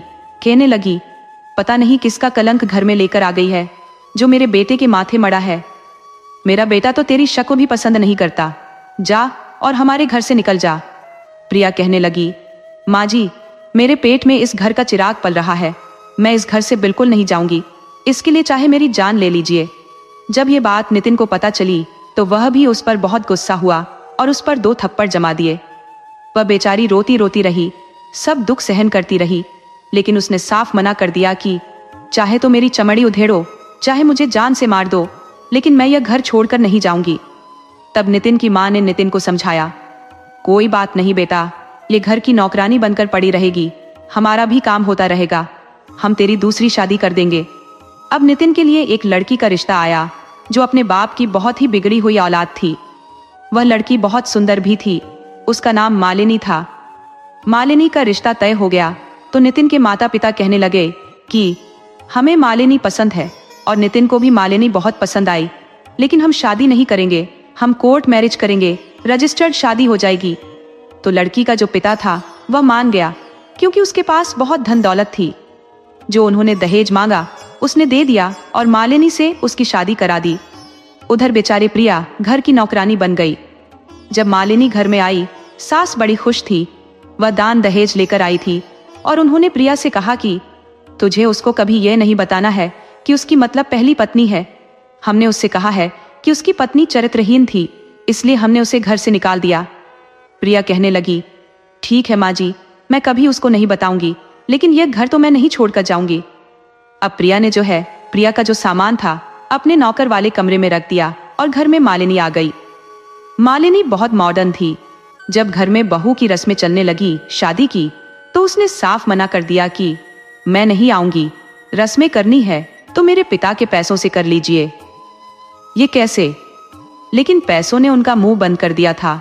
वे दहेज के लोभी थे, उन्हें तो भरपूर मिल गया था। अब मालिनी अपने घर में मनमानी करने लगी। देर रात तक पार्टियों में जाती, शराब और नशे में रहती। यह देखकर नितिन को बिल्कुल अच्छा नहीं लगता था। वह कहने लगा, तुम मेरी पत्नी की तरह रहो।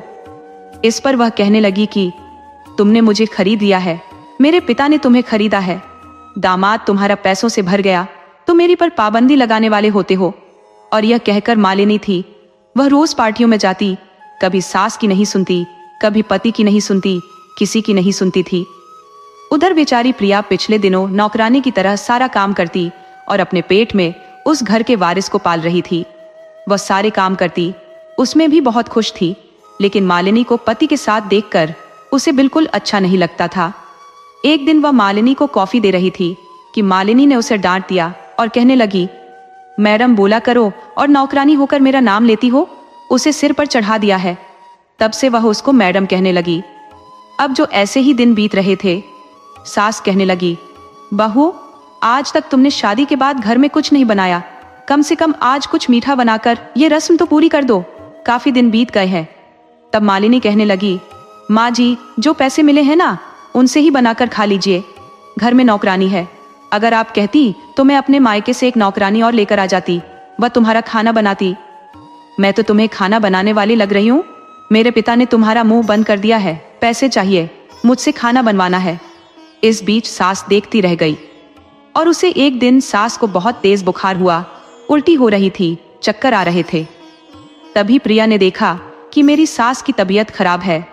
वह काम धंधा छोड़कर अपनी सास के पास पहुंची और सास के लिए दवाई लेकर आई। सास को यह देखकर बड़ी ग्लानि हो रही थी कि कहाँ मेरी बहू कितनी सेवा भाव करने वाली, सारा घर संभाल रखा है, फिर भी हम उसके साथ नौकरों जैसा व्यवहार करते हैं। लेकिन पैसे का लालच सास के मन में आता, लेकिन कभी जबान पर नहीं आने देती थी और उसने दवाई दिलाई। जब मालिनी आई तो कहने लगी, फटाफट मेरे लिए एक गिलास नींबू पानी लेकर आ। तब प्रिया कहने लगी कि पहले मैं माँ जी बीमार है, उनको देखूंगी। इस पर वह कहने लगी, मुझे जबान चलाती है ये।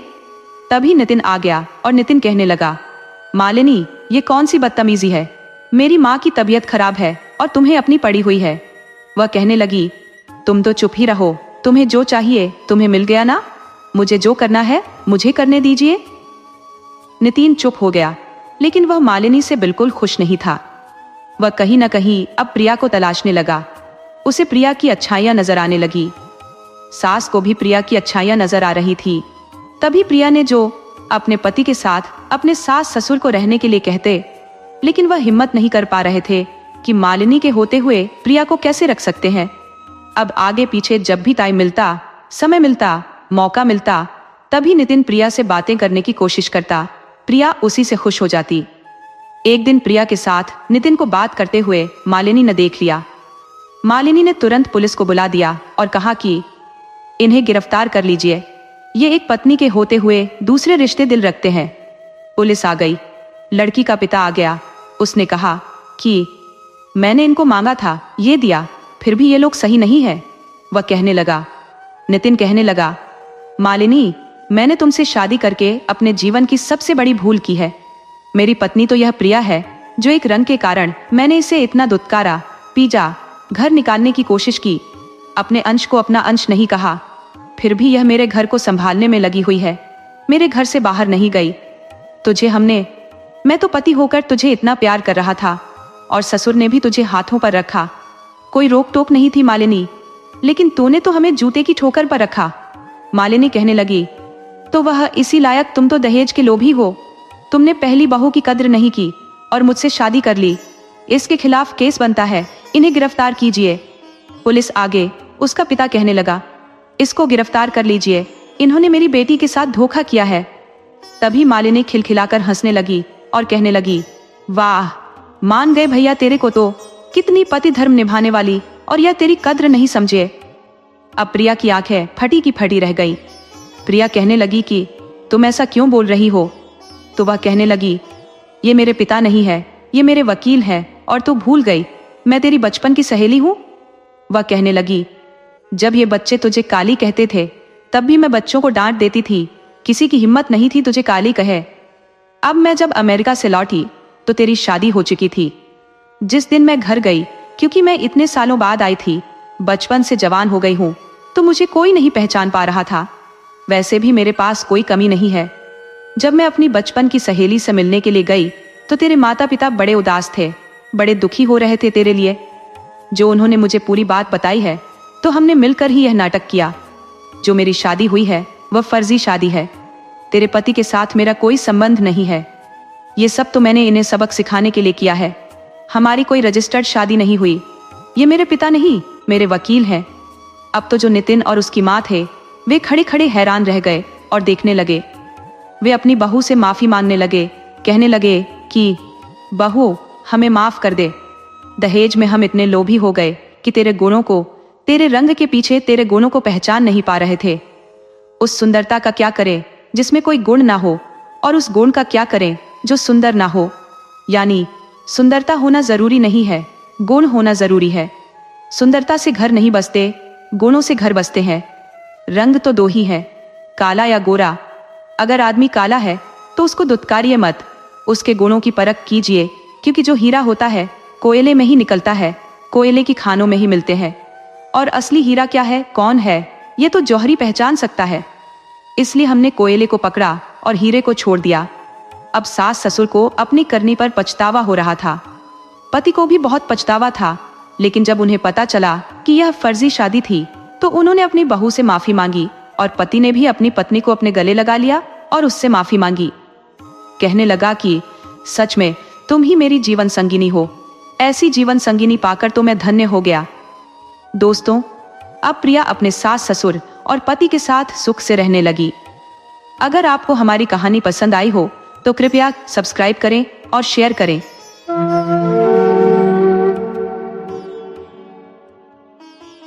एक नगर में एक राजा और रानी रहते थे।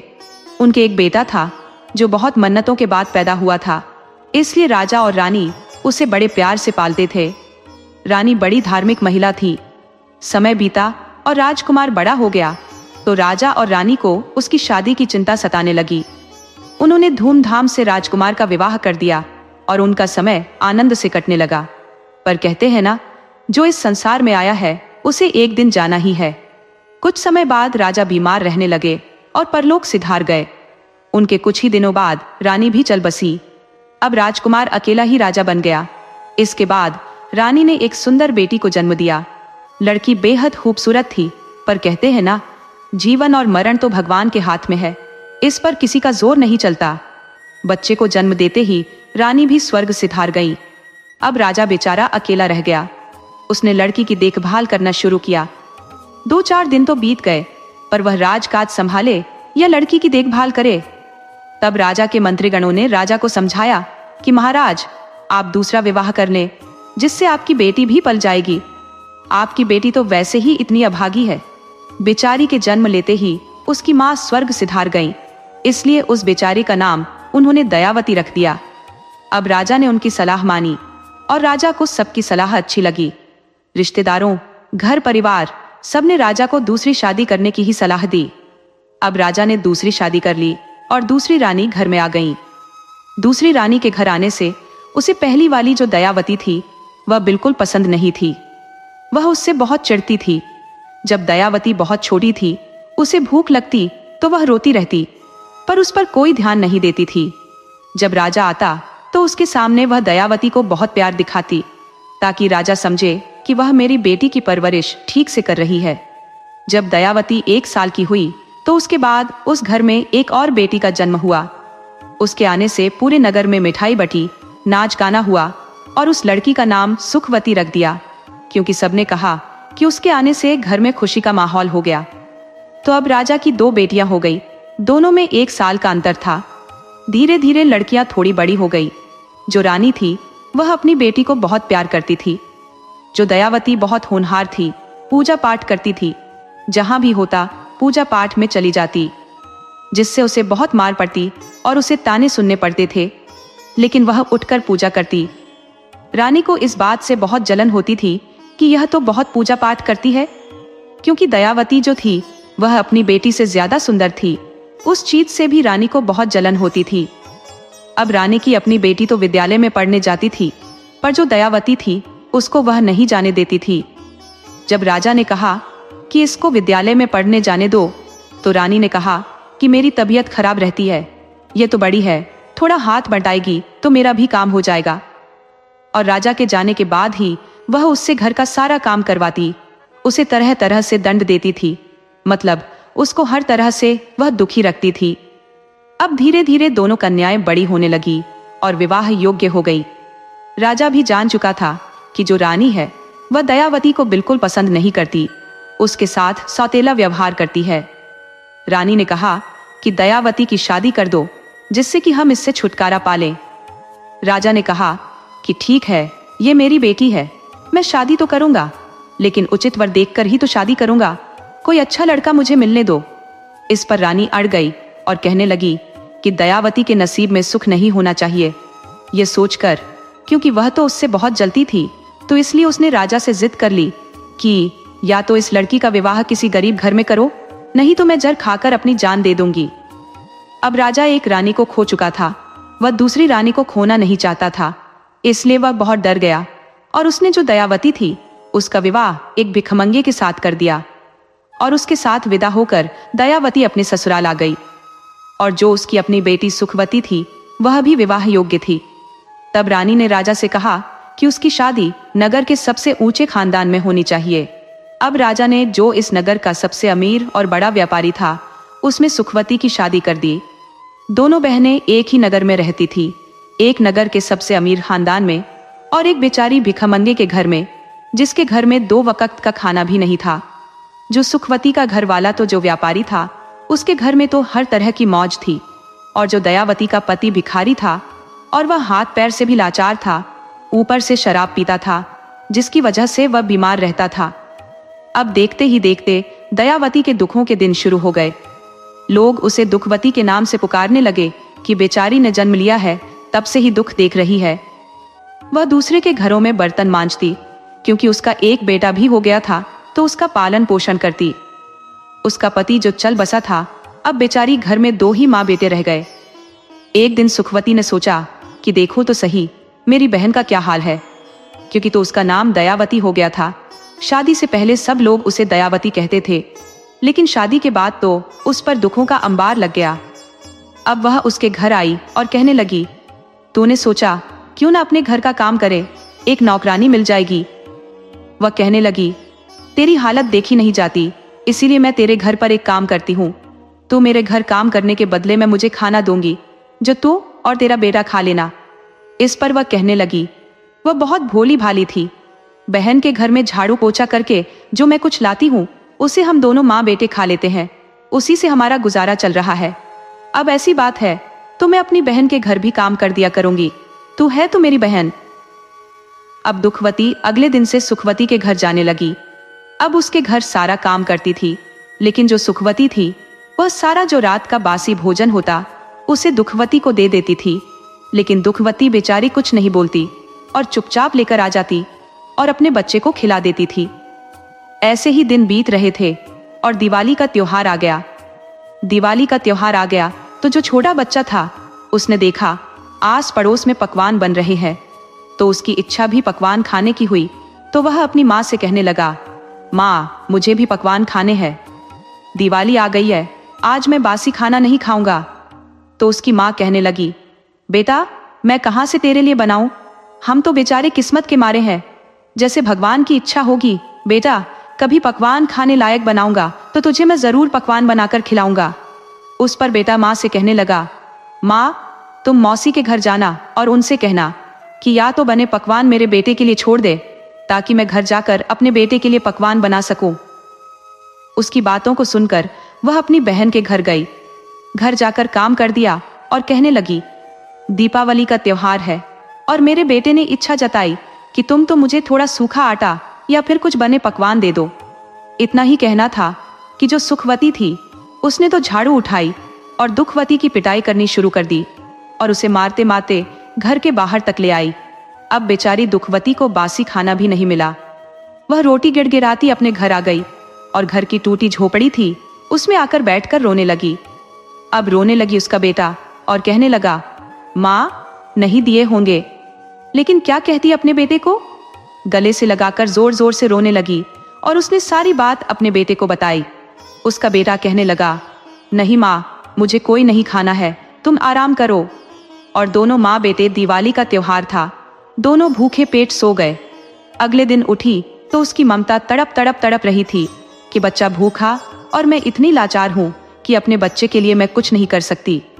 तभी उसने ठान लिया कि आज से मैं बहन के घर काम करने नहीं जाऊंगी, आज से मैं जंगल में जाऊंगी। उससे अच्छा तो जंगल से लकड़ियां लेकर बेच दूंगी, कम से कम मेरे घर का गुजारा तो होगा, मेरे बच्चे का पेट तो भरेगा। यह सोचकर वह जंगल में माता रानी का नाम लेकर चल दी। उसने कहा कि दुख तो जीवन का आधार है, ये तो जीवन में लगे रहेंगे, लेकिन मुझे हिम्मत नहीं हारनी चाहिए। और वह हिम्मत करके जंगल की तरफ बढ़ी। जैसे ही वह जंगल की तरफ जाने लगी तो चलते चलते काफी आगे निकल गई। तभी उसने देखा कि एक गाय ब्याने वाली थी, उसको प्रसव पीड़ा हो रही थी। तो गाय ने कहा, बहन तुम मेरी मदद कर दो, मुझे बड़ी पीड़ा हो रही है। तो वह गाय के पास जाकर उसकी कमर पर हाथ सहलाने लगी, जिससे गाय की प्रसव पीड़ा कम हो गई। गाय ने अपने बछड़े को जन्म दिया तो गाय ने उसे बड़ा आशीर्वाद दिया। वह गाय की मदद करके जैसे ही आगे चली तो उसे एक नागिन दिखाई दी। नागिन को देखकर डर गई, लेकिन वह कहने लगी, बहन मैं बड़े कष्ट में हूँ, ये लकड़ी मेरे ऊपर आ गई है जिसकी वजह से मुझे बड़ी परेशानी हो रही है, तो मुझे इससे बाहर आने में मदद कर दो। तो दुखवती ने डरते हुए कहा कि मैं तुम्हारी मदद तो कर दूंगी, लेकिन अगर तुमने मुझे डस लिया तो मेरा बेटा अकेला रह जाएगा जो कि भूखा प्यासा है। नागिन कहने लगी, तुम मेरी मदद करोगी तो मैं तुम्हें नहीं डसूंगी। और उसने धीरे धीरे लकड़ी उतारने में नागिन की मदद की। नागिन बड़ी खुश हुई और बहुत आशीर्वाद देकर वहां से चली गई। चलते चलते जंगल में पहुंच गई तो उसने एक नीम का पेड़ के पास एक बुढ़िया माई देखी। वह बुढ़िया माई के पास गई और कहने लगी, माँ मैं बड़ी परेशान हूँ, दूर दूर तक कोई भी दिखाई नहीं दे रहा जो मेरी मदद कर दे, तो कम से कम तुम मेरी मदद कर दो। अब वह उनकी मदद करने लगी, उनके हाथ पैर दबाने लगी, जिससे वह बड़ी खुश हुई। उसने कहा, मेरा थैला वहां रखा हुआ है, जरा उसमें से जो है उसे ले ले। उसने कहा, माँ मैं तुम्हें क्यों लूटूंगी, तुम अपने पास रखो, मैं तो जंगल से लकड़ियां काटने आई हूं, मेरा बेटा मेरी राह देख रहा होगा। आंखों में आंसू भर बूढ़ी माँ ने कहा, जरा उठा और उसको उसमें अपना हाथ डाल, जो तेरे हाथ लगे वह ले ले। उसने सोचा, और खाने पीने की कोई चीज होगी, दया करके मुझे दे रही है। तो जैसे उसने हाथ डाला तो थैले में सोना चांदी भरा हुआ था। तो उसे देखकर बूढ़ी माई मुस्कुराई और कहने लगी, यह सब तेरे लिए है, इसे ले जा, अब तो इससे अपनी और अपने बेटे की अच्छे से परवरिश कर। दुखवती बहुत खुश हुई कि चलो अब उस पर प्रभु की कृपा हो गई है, माता रानी का आशीर्वाद मिल गया है कि अब वह अपने बच्चे को भरपेट सबसे पहले खाना खिलाएगी। अब वहां से चली तो रास्ते में उसे वही नागिन मिली। नागिन बोली, बहन तूने मेरी मदद की थी, मैं तेरी मदद करना चाहती हूँ। वह नागिन को एक नागमणि देती है और कहती है कि यह नागमणि तू अपने घर ले जा, इससे तुझे कभी भी धन की कमी नहीं होगी। और वह नागमणि उसे दे देती है। वहां से वो बहुत खुश हो जाती है। आगे चलती है तो उसे गाय बछड़ा मिलते हैं। कहने लगी, बहन दुख में तुमने मेरी बहुत मदद की थी, मैं तुम्हारे साथ चलूंगी। तो वह कहती है कि गौ माता, तुम्हें मेरे साथ चलना है तो चलो, जो मुझसे सेवा बन पड़ेगी मैं करूंगी। गौ माता कहने लगी कि नहीं, तूने मेरी मदद की, अब मैं तुम्हारी मदद करूंगी। मेरा दूध निकालना और अपने बेटे का भरण पोषण करना, उसे खूब ताकतवर बनाना। अब आगे आगे दुखवती और पीछे पीछे गाय बछड़ा उसके चलने लगे। अब जब वह गई अपनी झोपड़ी के बाहर, उसने गाय और बछड़े को बांध दिया और जैसे ही उसने नागमणि रखी तो उसकी झोपड़ी की जगह सुंदर घर बन गया। अब तो उसके घर में नौकर चाकर हो गए और सब जगह से मतलब बिल्कुल रानियों जैसे ठाट बाट हो गए। अब तो उसके घर में किसी चीज की कमी नहीं रही। उसका बेटा बिल्कुल राजकुमारों जैसा हो गया। अब जो उसकी बहन थी सुखवती, वह सोचने लगी, बहुत दिन हो गए हैं कि बहन की खबर ली जाए, कैसे दिन कट रहे हैं। वह उसके जो मजे लेने के लिए वहां से चली गई। जरा देखो तो सही, मेरे आगे कैसे गिड़गिड़ाएगी अपने दुखों को लेकर।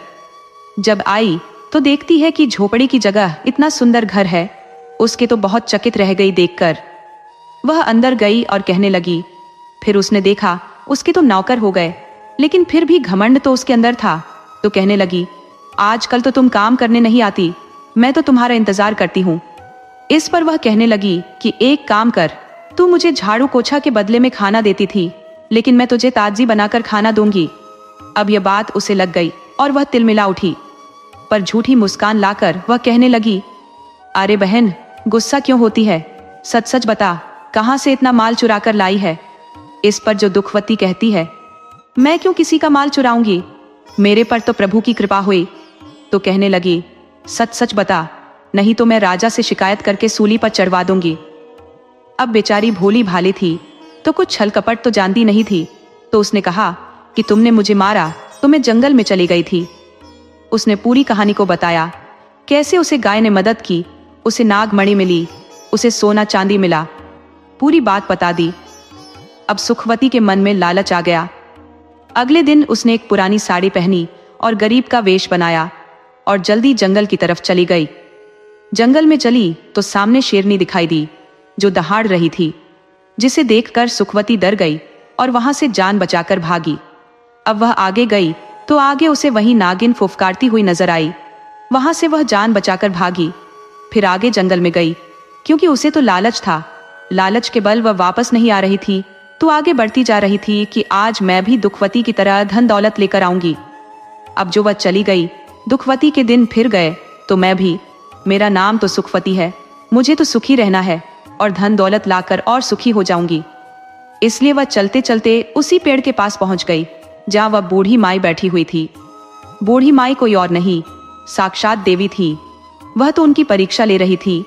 उन्होंने जो सुखवती से कहा, अरे बेटी, इस जंगल में कोई दिखाई नहीं दे रहा है, जरा ये घड़ा तो पकड़ा दे, मुझे बड़ी प्यास लगी है। तो वह दुत्कार कर बोली, मेरे पास इतना टाइम है जो मैं तुम्हें पानी पिलाऊं? मैं तो यहाँ अपने किसी काम से आई हूँ। बेचारी बूढ़ी माई चुप बैठ गई।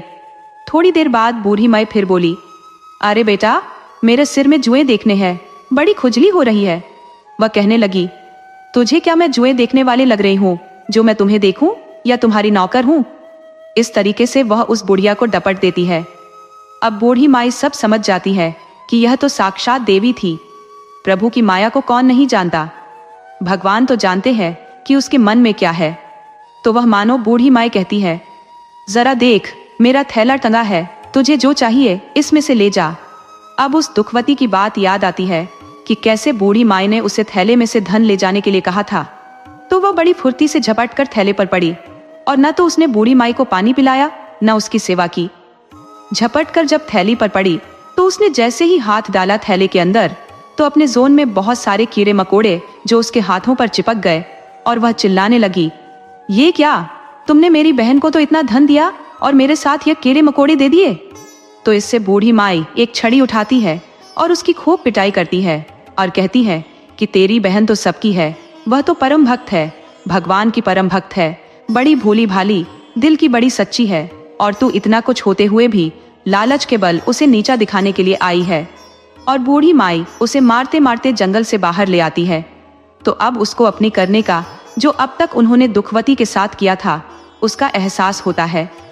वह सीधी वहां से दुखवती के पास जाती है, उसके पैरों में गिरकर माफी मांगने लगती है कि बहन, बचपन से लेकर आज तक हमने तुम्हारे साथ बहुत बुरा किया था, तो हमें माफ कर दे।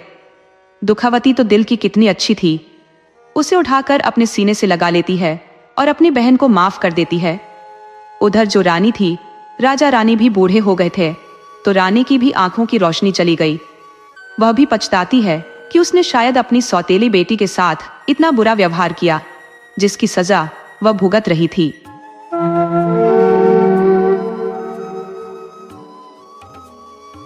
एक दुखियारी माँ की कथा। एक गांव क्षेत्र में एक दंपति अपनी एकल संतति के साथ निवास करता था। उनकी पुत्री विवाह योग्य हो चुकी थी, किंतु पिता के पास सीमित आर्थिक संसाधन थे और उसकी माता अत्यंत धार्मिक स्वभाव की थी, जो नियमित रूप से माता रानी की पूजा अर्चना करती थी और अपनी पुत्री के लिए एक उत्तम वर की कामना करती थी। उनका हृदय बस यही प्रार्थना करता था कि उनकी पुत्री का जीवन सदा सुखमय रहे। विवाह योग्य वर की खोज आरंभ हुई। शीघ्र ही उन्होंने एक सुयोग्य युवक का चयन किया और विवाह का प्रस्ताव रखकर पुत्री का रिश्ता पक्का कर दिया। युवक अच्छा कमाई करता था और एक प्रतिष्ठित परिवार से था, इसलिए विवाह में किसी प्रकार की बाधा नहीं आई। विवाह संपन्न हो गया और पुत्री अपने नए घर ससुराल में विदा हो गई। युवक एक दूर प्रदेश में कार्यरत था, अतः वह अपनी पत्नी को भी साथ ले गया। युवक की कमाई इतनी थी कि उनका जीवन आराम से चल रहा था। माता रानी की कृपा से 9वें महीने में उनकी पत्नी ने एक सुंदर पुत्र को जन्म दिया। उन्होंने अपने पुत्र को बड़े प्यार और दुलार से पाला। समय के साथ पुत्र 6 माह का हो गया। एक दिन फैक्ट्री में दुर्घटना घटित हुई, जिसमें उसके पति की मृत्यु हो गई। भाग्य की रेखाएं कोई मिटा नहीं सकता, जो किस्मत में लिखा होता है वह होकर ही रहता है। जीवन के दुखों का सिलसिला अनवरत चलता रहता है, लेकिन पार्वती ने कभी यह नहीं सोचा था कि उसकी जिंदगी में इतना गहन अंधकार छा जाएगा। उसके पास मात्र 6 महीने का पुत्र था और पति की आकस्मिक मृत्यु से उसकी दुनिया उजड़ गई। कठिन परिस्थितियों में उसने जैसे तैसे जीवनयापन करना आरंभ किया, लेकिन धीरे धीरे उनके पास का राशन समाप्त होने लगा। घर में अन्न के लाले पड़ने लगे। उसके रिश्तेदारों ने उसे बहुत समझाया।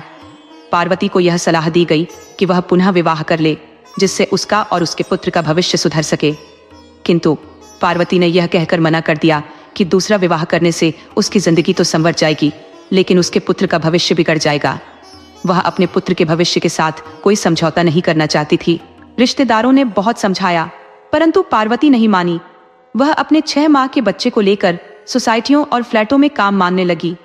अब उसे कुछ घरों में साफ सफाई का काम मिल गया।